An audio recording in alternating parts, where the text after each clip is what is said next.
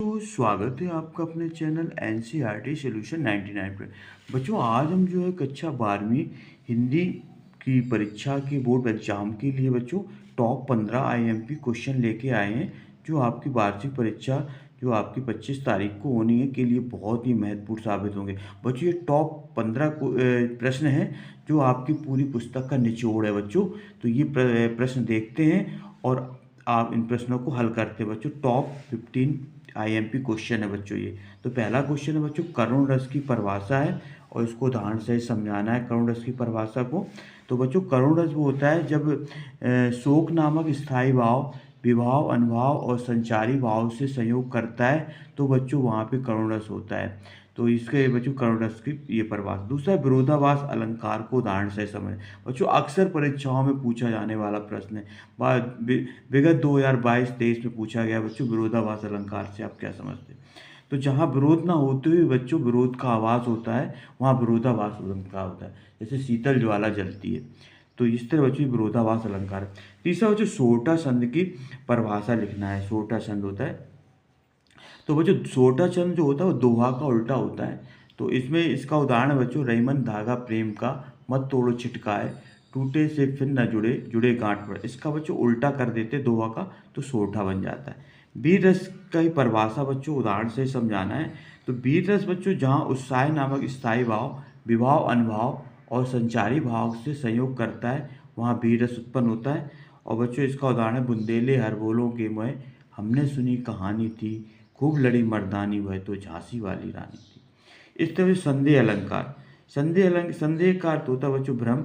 जब जो है बच्चों अंधेरे में रस्सी को सर्प समझ लेना संदेह अलंकार का उदाहरण है।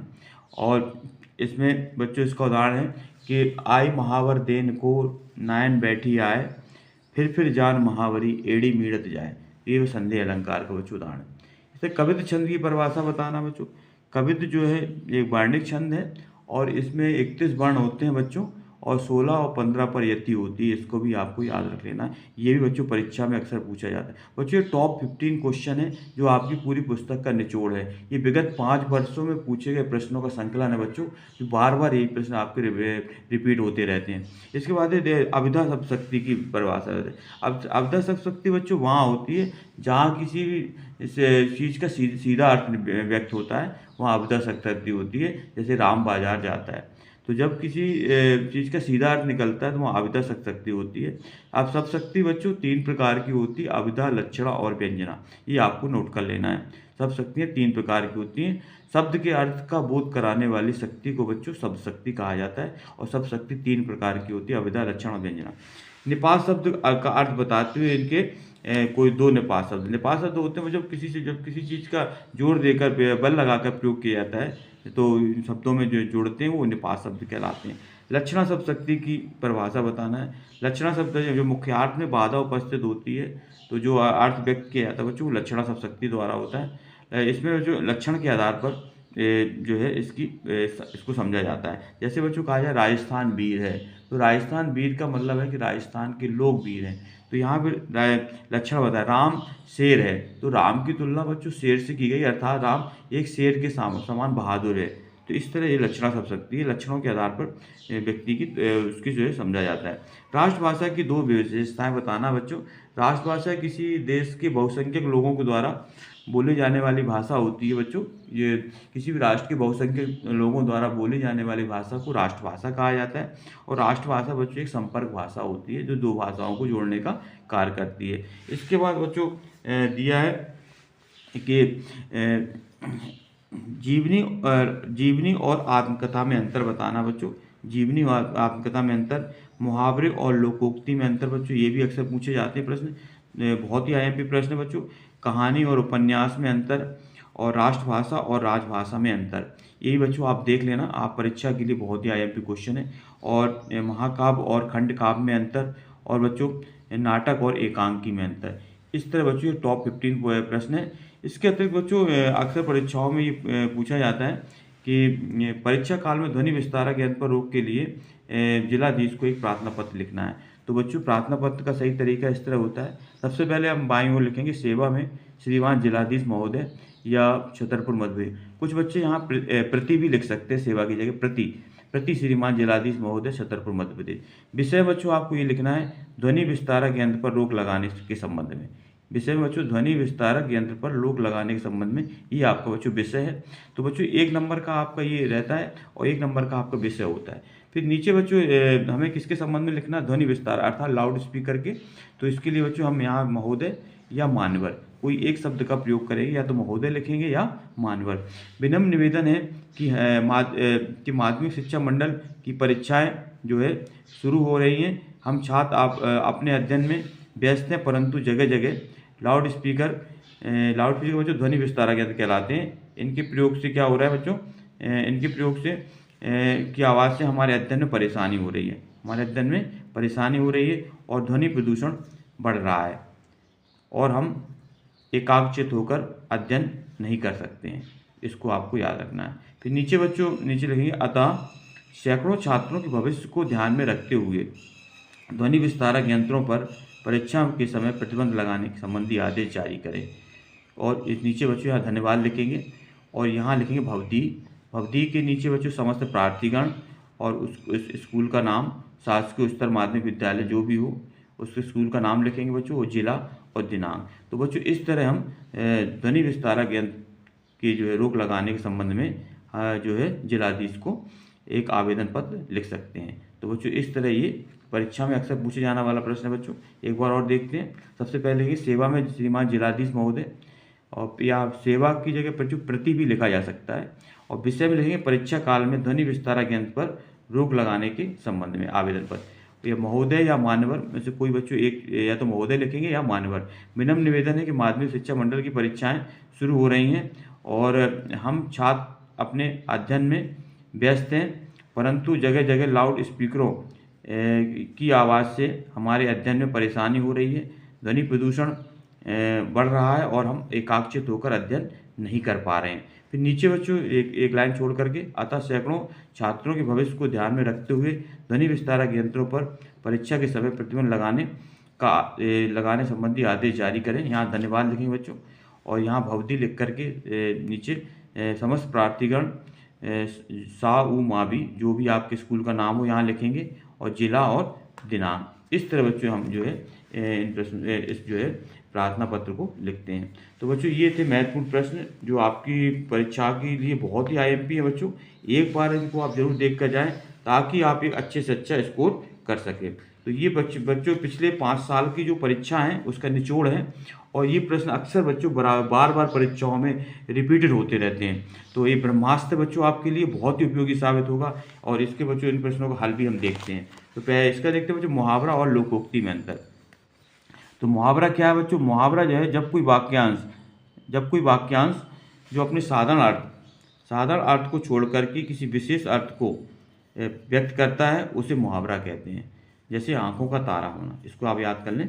जब कोई वाक्यांश जो अपने साधारण अर्थ को छोड़कर किसी विशेष अर्थ को व्यक्त करता है उसे मुहावरा कहते हैं। इसे अंग्रेजी में बच्चों प्रोवर्ब कहा जाता है।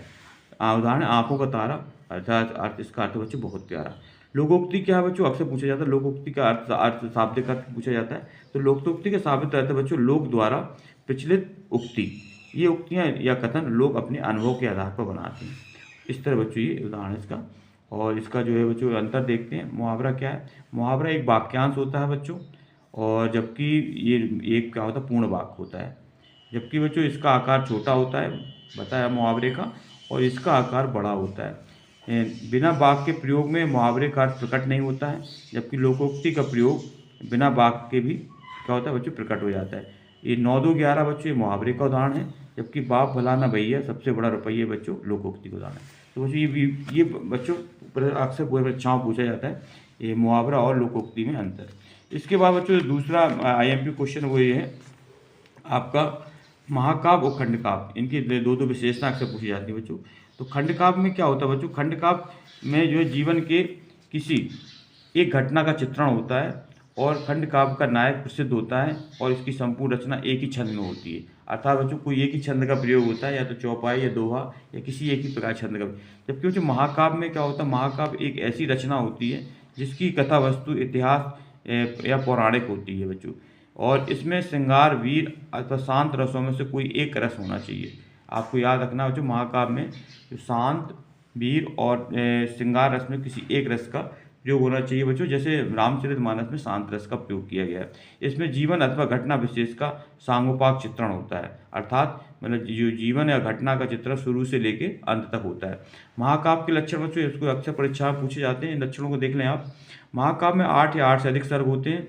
महाकाव्य का नायक धीरोदत्त गुणों से युक्त होता है और इसमें शांत, वीर और श्रृंगार रस में किसी एक की प्रधानता होती है। इसमें अनेक छंदों का प्रयोग होता है। तो ये बच्चों बहुत ही इंपॉर्टेंट है महाकाव्य के लक्षण।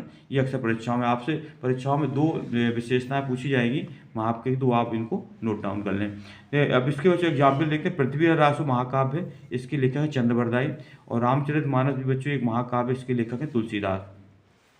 पद्मावत बच्चों महाकाव्य है, इसके लेखक है मलिक मोहम्मद जायसी। और कामायनी बच्चों एक महाकाव्य, इसके लेखक है जयशंकर प्रसाद। तो बच्चों ये 2 है, इनके उदाहरण हैं, इनको भी आप नोट डाउन कर लें। अब इन बच्चों इनमें अंतर देखते हैं, महाकाव्य और खंडकाव्य में अंतर। इसमें संपूर्ण जीवन का वर्णन होता है, जबकि इसमें जीवन की किसी एक घटना या पक्ष का वर्णन होता है। इसमें बच्चों इसका आकार बड़ा होता है, जबकि इसका आकार सीमित होता है। कथा वस्तु इसकी विस्तृत होती है, जबकि इसकी कथा वस्तु वैसे कहते हैं बच्चों सीमित होती है। इसमें 8 सर्ग होते हैं, इसमें 8 सर्ग से कम हो सकते हैं।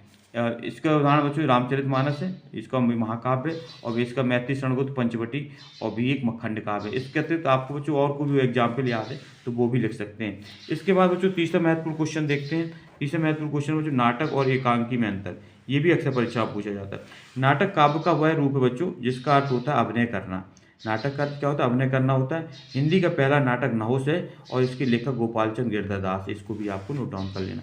एकांकी, एकांकी नाटक का एक छोटा रूप होता है बच्चों, जो कि दृश्य विधा का एक अंग है और इसमें एक अंग या घटना का वर्णन होता है। आधुनिक ढंग का हिंदी का सर्वप्रथम एकांकी आपको पता होना चाहिए एक घूट है और इसके लेखक जयशंकर प्रसाद है। नाटक में अब इसका जो अंतर देखते हैं बच्चों, नाटक में अनेक अंक होते हैं जबकि एकांकी में एक अंक होता है। नाटक की कथा वस्तु विस्तृत होती है जबकि एकांकी कथा वस्तु संक्षिप्त होती है बच्चों। नाटक में पात्रों की संख्या अधिक होती है, एकांकी में पात्रों की संख्या कम होती है। चंद्रगुप्त जयशंकर प्रसाद द्वारा लिखित नाटक है बच्चों, चंद्रगुप्त नाटक जयशंकर प्रसाद द्वारा लिखा गया है, जबकि दीपदान बच्चों ये एकांकी है जो राम कुमार वर्मा द्वारा लिखा गया है। तो ये बच्चों नाटक और एकांकी महत्वपूर्ण अंतर था जो हमने समझा। इसके बाद बच्चों दूसरा महत्वपूर्ण अंतर है जो परीक्षाओं में आपको ये 100% आने की संभावना है बच्चों, राष्ट्रभाषा और राजभाषा। ये पूछा जाता है राष्ट्रभाषा और राजभाषा में अंतर या इनकी विशेषताएं पूछी जाती हैं। तो राष्ट्रभाषा क्या है? किसी भी राष्ट्र की अपनी एक विशिष्ट भाषा राष्ट्रभाषा कहलाती है बच्चों, और अर्थात राष्ट्र के अधिकांश लोगों द्वारा जो स्वीकृत भाषा होती है राष्ट्रभाषा। तो इसकी वजह आप डेफिनेशन समझ लेना, किसी भी राष्ट्र की अपनी एक विशिष्ट भाषा राष्ट्रभाषा कहलाती है, अर्थात राष्ट्र के अधिकांश लोगों द्वारा स्वीकृत भाषा राष्ट्रभाषा कहलाती है। राजभाषा क्या है बच्चों, इसको देखते हैं। किसी भी राज्य या सरकार के कामकाज की जो भाषा होती है बच्चों, या राजकाज की जो भाषा होती है वो राजभाषा कहलाती है, अर्थात सरकार का जो कामकाज जिस भाषा के माध्यम से होता है वो राजभाषा कहलाता है। अब बच्चों इसमें अंतर देख लेते हैं, डिफरेंस राष्ट्रभाषा और बच्चों ये नेशनल लैंग्वेज कहलाती हैं और ये कहलाती है आपकी ऑफिशियल लैंग्वेज। तो इनमें दोनों में डिफरेंस देखते हैं। राष्ट्रभाषा का उपयोग आम जनता करती है, इसको आपको नोट डाउन कर लेना बच्चों, 2 अंतर। राष्ट्रभाषा का उपयोग आम जनता करती है जबकि राजभाषा का उपयोग मुख्यतः सरकारी कर्मचारी करते हैं। और आम जनता से संबंधित होने के कारण बच्चों से इसमें सरलता होती है, और सरकारी कामकाज के संबंधित होने के कारण बच्चों ये इसमें विशिष्टता होती है, विशेष होती है। राष्ट्रभाषा के उपयोग का क्षेत्र बच्चों व्यापक होता है और जबकि राजभाषा के उपयोग का क्षेत्र बच्चों कैसा होता है? सीमित होता है। तो इस तरह बच्चों ये राष्ट्रभाषा और राजभाषा में महत्वपूर्ण अंतर है जो आपने समझ लिया होगा बच्चों। इसके बाद है बच्चों जो अगला महत्वपूर्ण अंतर है वो है बच्चों जीवनी और आत्मकथा में अंतर। ये भी बच्चों अक्सर परीक्षा में पूछा जाता है और अक्सर बच्चे लोग इसको गलत कर देते हैं। तो आप समझ लें इसको अच्छी तरह से एक बार। जीवनी, जब कोई लेखक किसी महान पुरुष के जीवन का वर्णन क्रमबद्ध रूप से करता है तो उसे जीवनी कहा जाता है। क्रमबद्ध का मतलब बच्चों शुरू से लेकर उसके जीवन की मृत्यु तक का जो वर्णन होता है वो क्रमबद्ध कहलाता है। और इसमें ये हिंदी की प्रथम जीवनी बच्चों दयानंद दिग्विजय है जो 1881 में लिखी गई थी और इसके लेखक बच्चों गोपाल शर्मा शास्त्री है। तो बच्चों आपको परिभाषा जरूर इसकी याद रख लेना है। तो और आत्मकथा क्या होती है बच्चों? जब कोई व्यक्ति स्वयं द्वारा लिखी गई अपनी जीवन गाथा को प्रस्तुत करता है तो वो आत्मकथा कहलाती है। हिंदी की पहली आत्मकथा का नाम अर्धकथानक है और इसके लेखक बच्चों बनारसी दास जैन है। तो बच्चों ये जो है इसको भी आप नोट डाउन कर लें, हिंदी की पहली आत्मकथा कौन सी है? अर्धकथानक और इसके लेखक बच्चों बनारसी दास जैन है। इसके बाद जो जीवनी और आत्मकथा में बच्चों अंतर देखते हैं, महत्वपूर्ण अंतर है, ये भी परीक्षाओं में पूछा जाता है। यह किसी महान पुरुष पर लिखी जाती है बच्चों जीवनी, जबकि यह जो है स्वयं के जीवन पर लिखी जाती है। आत्मकथा का अर्थ होता है बच्चों स्वयं की कथा। जब कोई लेखक अपने जीवन के बारे में लिखता है तो वो स्वयं की कथा जब लिखता है तो वो जो आत्मकथा कहलाती है। यह सत्य घटनाओं पर आधारित होती है बच्चों, आपको याद रखना जो जीवनी होती है वो सत्यता पर आधारित होती है, और जो आत्मकथा होती है बच्चों यह काल्पनिक भी हो सकती है। मतलब सत्य घटनाओं पर आधारित के साथ साथ बच्चों कल्पना का भी इसमें समावेश होता है। जीवनी प्रेरणादायक होती है। अच्छा, जीवनी से हमें कोई ना कोई शिक्षा मिलती है बच्चों, जबकि आत्मकथा में लेखक का व्यक्तित्व झलकता है। अच्छा, उसका अपना निजीपन, अपने व्यक्तित्व के बारे में, अपने निजीपन के बारे में देखने को मिलता है। जीवनी वर्णनात्मक शैली में लिखी जाती है बच्चों इसमें, और आत्मकथा जो है कथात्मक शैली में लिखी जाती है। इसमें बच्चों स्वयं की कथा होती है, इसलिए कथात्मक शैली। और बच्चों इसके एग्जाम्पल देखने आप, कलम का सिपाही एक जीवनी है जिसके लेखक बच्चों अमृत राय है। और आपको बता दें बच्चों, अमृत राय जो है प्रेमचंद के पुत्र थे। उन्हीं ने अपने पिता की जीवनी कलम के सिपाही नाम से लिखी होगी। आपको बच्चों ये पता नहीं होगा, तो कलम का सिपाही एक जीवनी है और इसके लेखक अमृत राय है, जो बच्चों प्रेमचंद के पुत्र थे। दूसरी बच्चों आत्मकथा के एग्जाम्पल देखते, सत्य के प्रयोग है आत्मकथा है, और इसके लेखक बच्चों महात्मा गांधी। इसको भी आप समझ लें। तो बच्चों इनका जो है एक एक उदाहरण जरूर आप लिखें, ताकि आप अच्छे से अच्छे मार्क्स प्राप्त करें और आप अच्छा स्कोर करते हैं। फिर अगला महत्वपूर्ण अंतर है बच्चों, वो है कहानी और उपन्यास में अंतर। कहानी क्या है बच्चों? कहानी एक ऐसी रचना है जिसमें जीवन के किसी एक अंग को या एक घटना को प्रदर्शित करना लेखक का उद्देश्य होता है। बच्चों, ये प्रेमचंद की परिभाषा है। कहानी एक ऐसी रचना है जिसमें जीवन के किसी एक अंग, जीवन की कोई एक घटना को प्रदर्शित करना लेखक का उद्देश्य होता है। ये बच्चों प्रेमचंद की परिभाषा है। दूसरा बच्चों उपन्यास को बच्चों नोवेल कहा जाता है और कहानी को स्टोरी कहा जाता है। उपन्यास एक ऐसी रचना है जिसमें मानव जीवन का विस्तृत रूप से चित्रण किया जाता है। मतलब इसका जो है बच्चों समग्र वर्णन होता है जीवन का। कहानी उपन्यास में अंतर देखते हैं बच्चों, स्टोरी और कहानी में जीवन की किसी एक अंग का वर्णन होता है बच्चों, जबकि जो है उपन्यास में मानव जीवन के अनेक अंगों का वर्णन होता है, समग्र चित्रण होता है। कहानी का आकार छोटा होता है बच्चों, और इसका उपन्यास का आकार बड़ा होता है। कहानी में पात्रों की संख्या कम होती है, जबकि उपन्यास में पात्रों की संख्या बच्चों अधिक होती है। हिंदी की पहली कहानी इंदुमती है, इसके लेखक किशोरी लाल गोस्वामी हैं। बच्चों, ये भी याद रखना है कि हिंदी की जो पहली कहानी इंदुमती है, इसके लेखक किशोरी लाल गोस्वामी हैं। दूसरा, हिंदी का पहला उपन्यास परीक्षा गुरु है बच्चों, इसके लेखक लाला श्रीनिवास दास हैं, जो 1881 में प्रकाशित हुआ था। तो बच्चों, इस तरह हमने आज ये महत्वपूर्ण अंतर देखे। आई होप यू बच्चों कि आपको ये अंतर समझ में आए होंगे। बच्चों, आपसे आग्रह है कि आप हमारे चैनल को सब्सक्राइब कर दें, लाइक कर दें और ज़्यादा से ज़्यादा लोगों को शेयर कर दें। इन्हीं शुभकामनाओं के साथ बच्चों नेक्स्ट टॉपिक में फिर मिलते हैं। तब तक के लिए बच्चों जय हिंद, जय भारत बच्चों।